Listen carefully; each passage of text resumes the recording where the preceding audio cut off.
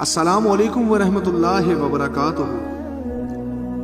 فواد چودھری کی ضمانت منظور کر لی گئی، وہ بھی صرف اور صرف 20,000 کے مشلقوں میں۔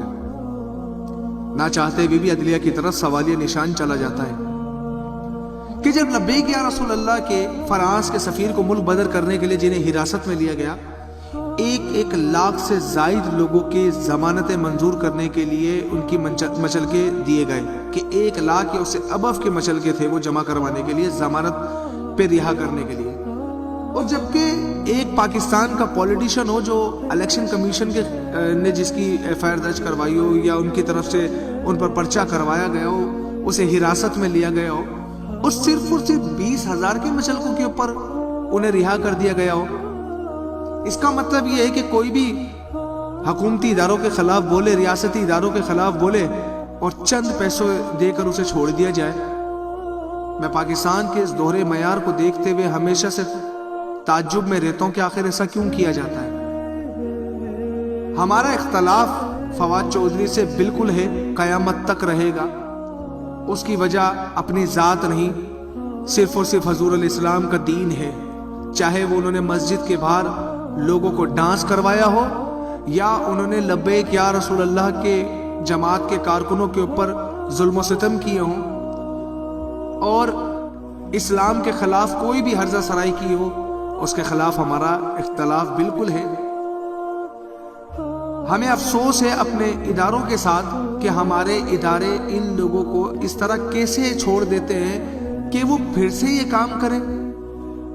میں بطور ایک پاکستانی آپ لوگوں سے ایک بات کہنا چاہتا ہوں، ہم اس پاکستان سے بہت محبت کرتے ہیں اور اللہ گواہ ہم اس پاکستان کو خوشحال دیکھنا چاہتے ہیں کہ اس گرین پاسپورٹ کی بڑی ویلیو ہو، قائد اعظم کے پاکستان کی بڑی ویلیو ہو، مسلمانوں کی ویلیو ہو، کہ مسلمانوں کے پاکستان کو دیکھ کر یہ کہا جائے کہ یہ جو ملک اسلام کے نام پر حاصل کیا گیا تھا، دنیا میں اس کا وقار ہے۔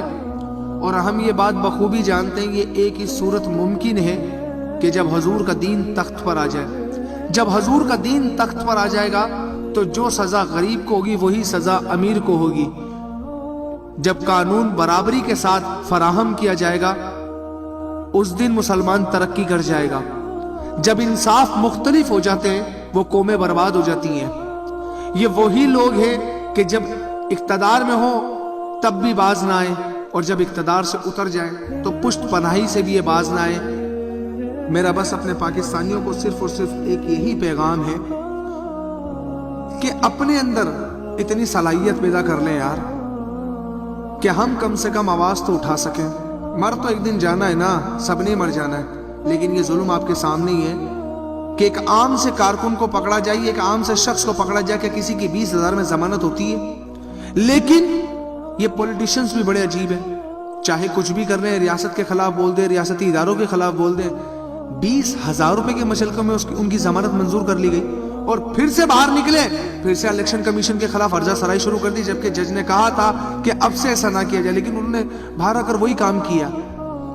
تو کیا قانون اس بات کو کبھی نہیں سمجھے گا کہ آپ کے خلاف کام کیا جا رہا ہے؟ دنیا بھر میں عدالتوں کی اور حساس اداروں کی ایک عزت ہوتی ہے، یہ کس موڑ پہ آ کے ہم لوگ کھڑے ہو گئے جہاں پر نہ تو ہمارے حساس اداروں کی کوئی عزت ہے، نہ عدالتی فیصلوں کی کوئی عزت ہے۔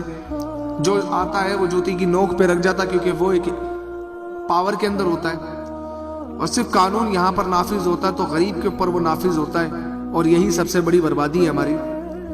لیکن بس بطور مسلمان میں یہی بات کہوں گا کہ اللہ تبارک و تعالیٰ سے دعا ہے کہ مسلمانوں کو اللہ پاک وہ عزت واپس لوٹا دے جو وہ کھو چکے ہیں، مسلمانوں کو وہ وقار واپس لوٹا دے پروردگار جس سے وہ محروم ہو چکے ہیں۔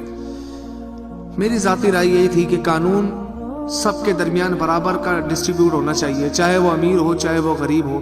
اگر یہ 20,000 کے میں مچل کے ان کے دے کر ان کی ضمانت منظور کر لی گئی ہے تو اگلی بار کسی غریب کے لیے وہ 5,000 میں ضمانت ہونی چاہیے، پھر یہ فرق نہیں ہونا چاہیے۔